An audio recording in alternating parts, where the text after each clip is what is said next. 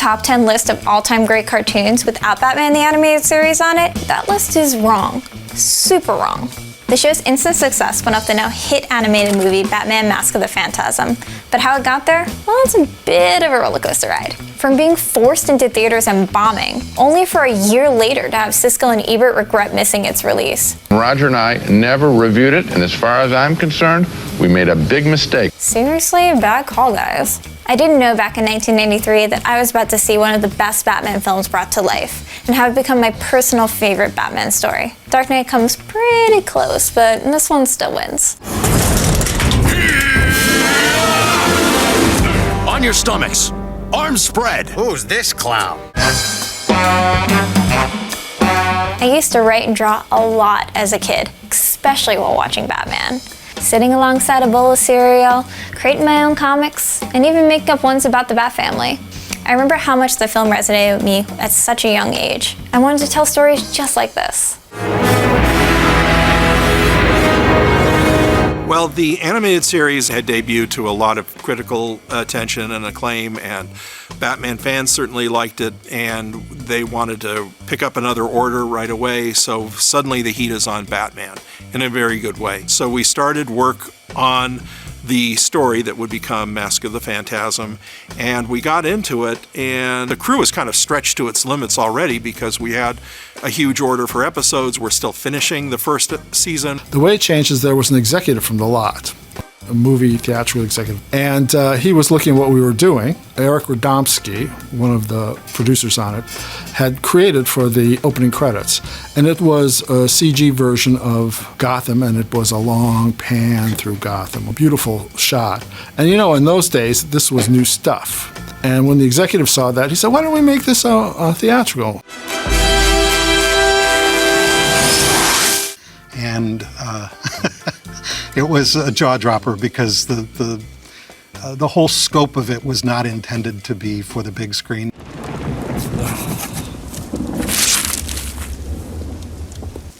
What am I still doing this for? We were fairly pissed because we had busted our ass to get the schedule as it was for a traditional production, and then to be told that this is going to go on the big screen and try and sugarcoat it with, we'll spend a little bit more money. It was more like commandos in the trenches. We got to get this out at this time. And I think that because we had a limited time and because we knew the Batman world and the character so well, that we were ready to do it. We were familiar with the character, we were familiar with his world. We had done a lot of stories both about Bruce Wayne and the villains, so we knew automatically where their heads and their heart were at. We knew that we would be able to make something even more powerful than anything we'd done with the series. Bruce Wayne has always been one of my favorite characters, and Mask of the Phantasm is at the core of my reasonings why. The film decides to focus more on Bruce than it does his Dark Knight persona, diving into the why he chose to be Batman, beyond his parents' fate in Crime Alley. It's a beautiful character study of tragedy, loss, pain, and survival that fueled my love and compassion for his character. But, you know, from a storytelling point of view, we really, by nature of the story that Alan came up with, allowed us to really focus on Bruce Wayne and how he became who he became, not just over the murder, but literally how he became Bruce Wayne, Batman. I wanted to do a story that would bring out the human part of Bruce. You know, he's a little bit of a, he's a little like Clark Kent in that he's sort of mild. Nobody thinks much of him. Nobody would think that this playboy type could be Batman. Haven't you ever thought about marriage? I just wanted to look into that. Well, romance is a big part of Bruce Wayne's life, the tragic romance, the love that he can't really have, whether it's with a fellow socialite that he meets or if it's with Catwoman or Talia or any number of other women who've come into his life. He is sort of like a monk in that he has to put that aside in order to concentrate on his quest. When we're doing a movie, we can really concentrate on Bruce. When we were coming up with the story, I knew I wanted to do a love story, because we hadn't touched that in the series. And we really hadn't touched how he started in the series as Batman. Well, I think definitely that there was a bit of a shout out to both Andrea Romano and also Alan's daughter, Andrea, as also, so it's a name that he's very familiar with. And she was created to be kind of a mirror image of Bruce. Dad? And she's the one he should have been with had life worked out better, had her dad not made bad business choices, had the Waynes not taken that detour down Crime Alley that night. I wanted a new villain, and I wanted, to seem like a Batman villain. In other words, it's a human being behind that mask. I know Bruce had gone through, it had to be 20 different designs of the character with different cape setups and the skull and how much detail to show and how we were going to try and set it up that it was truly a mysterious and almost a mystical type character and still have to pay it off in the end that it was literally the heroine in a cloak.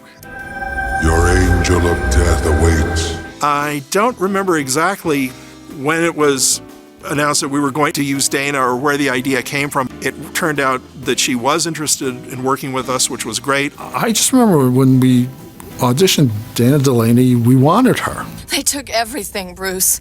My dad, my life, you. I don't remember a lot of Surus going on. We liked her voice a lot. You know by her voice that she's a very smart person. In fact, she is smarter than Batman.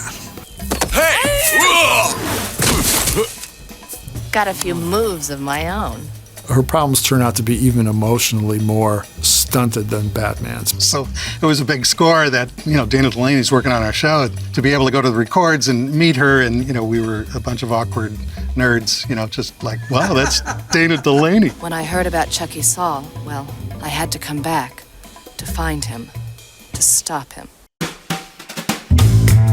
I got really emotional when I met Paul Dini, and I wore a Batman the Animated Series t-shirt because I'm a dork and why not?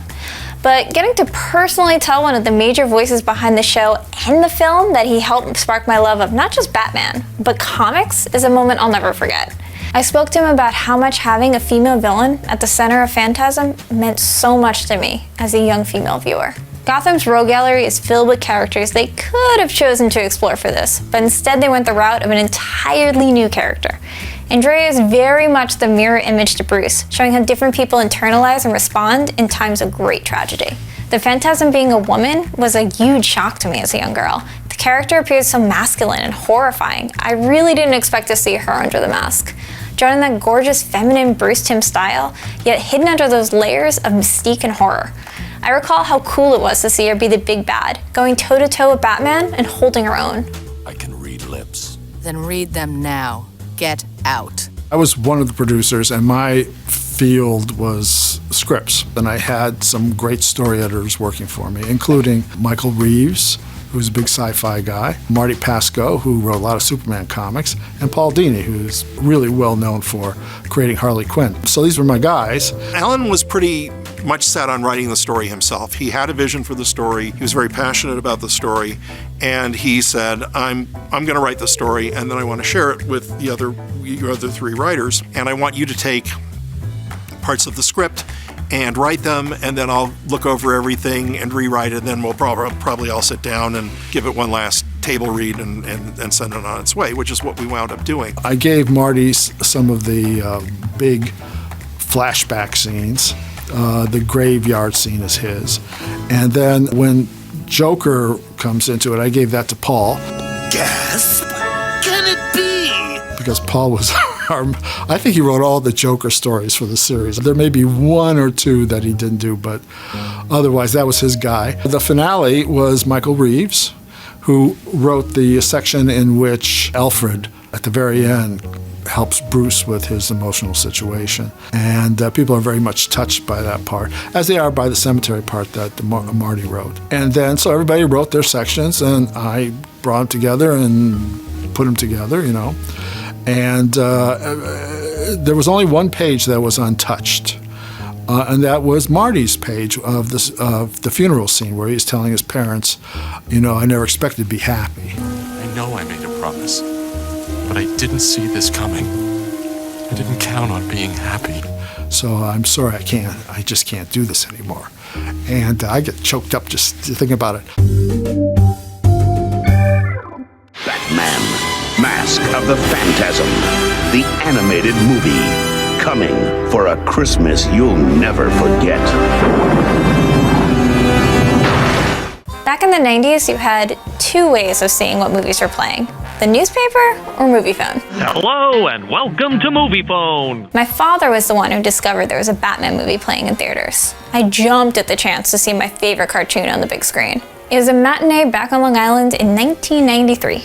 I was just 6 years old. I adored the whole experience of seeing movies, I still do, and I was so excited for Mask. I wanted all the toys, comics, anything that had to do with this film. It wasn't until years later that I learned how unsuccessful it was at the box office. It went barely noticed in theaters, and I didn't understand how that could possibly be until I dug a little bit deeper. Well, we had worked on it very hard for an entire year, and it comes down into the fall, and we have a Christmas Day release. And it gets to be October, November, and we realize we're not seeing anything. The word is mum on this. And this was 93, so whatever Disney had coming out that year, I think it was Nightmare Before Christmas or Aladdin, that movie is coming, and it's a snowball, and it's coming, and there are clips being shown on TV. And Batman, not so much. Nobody is really talking about it. Sorry, Mom, but the whole world's going to seed.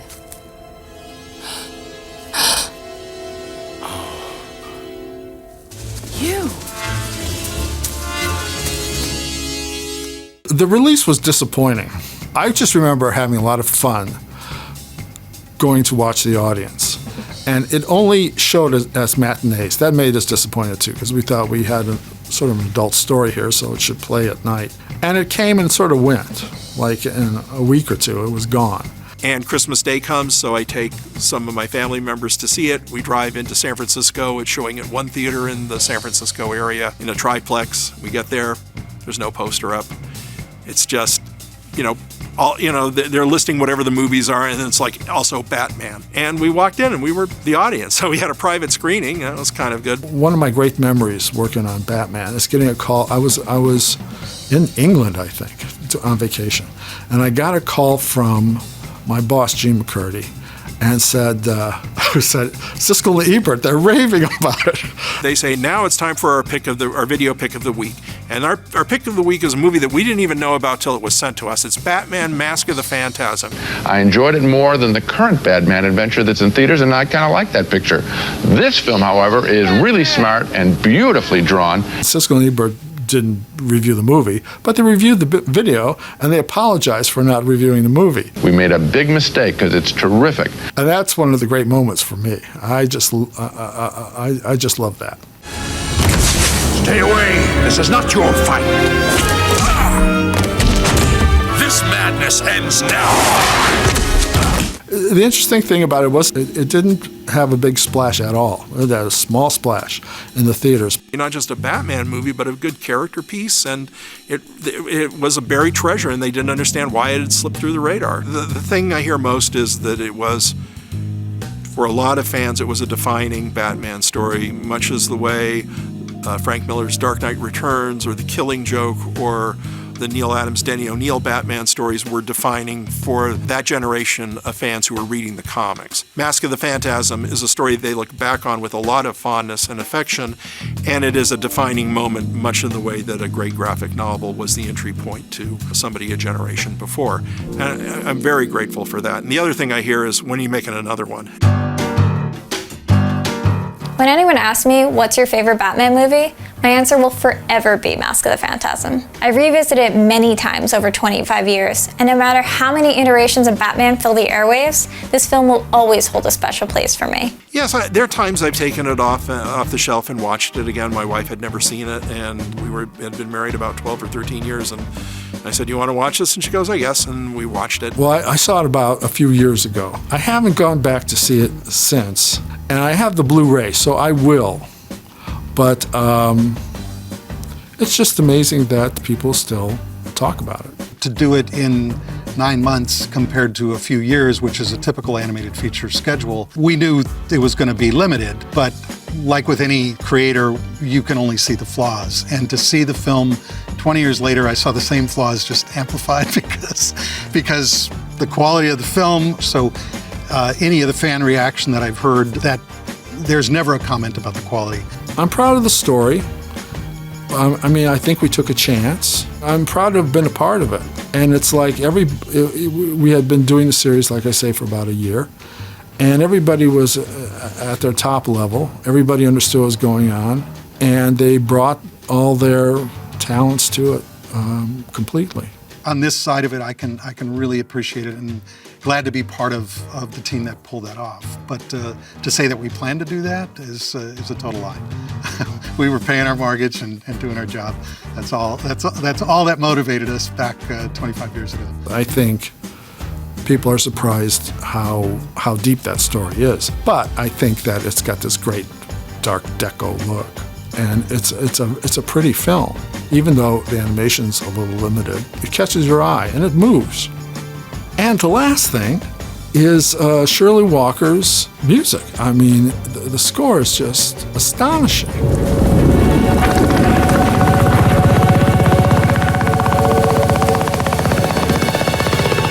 Didn't anticipate as we went along to come to the crescendo of Phantasm and be able to bring that character into the fold was great at the time.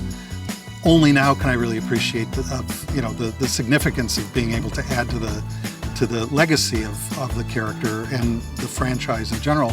And that doesn't happen much, and I don't know that it will happen again anytime soon. Mask is my definitive Batman story. It not only shows Bruce's humanity, but his moral center hidden underneath the cowl and gruff exterior.